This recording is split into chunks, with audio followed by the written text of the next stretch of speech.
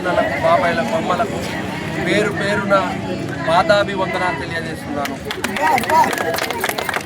ఈరోజు రేవంత్ రెడ్డి గారి నాయకత్వంలో 53,000 భారీ మెజార్టీతో గెలిపించిన డాక్టర్ రామచంద్రరావు గారి నాయకత్వంలో పనిచేస్తున్నాను.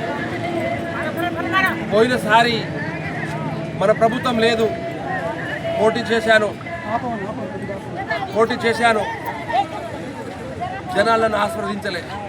దానికి నిదర్శనం ఏంటంటే ఈయన గవర్నమెంట్ లేదు కదా, దీనికి ఈయన ఓటేస్తే మన అభివృద్ధి ఆగిపోతుంది కదా, అభివృద్ధి కోల్పోతాం కదా అనే ఆలోచనతోటి ప్రజలను నన్ను ఆశీర్వదించలేదని వాళ్ళ మీద ఎలాంటి అభిమానం పెట్టుకోలేదు.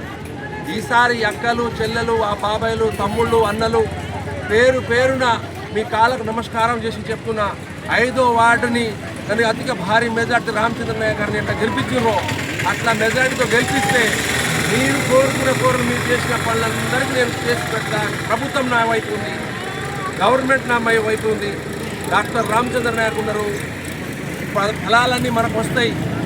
ప్రతిపక్ష పార్టీకి పోయినసారి నేను ఎట్లయినానో అవతల క్యాండిడేట్ కూడా అట్లే అవుతాడు.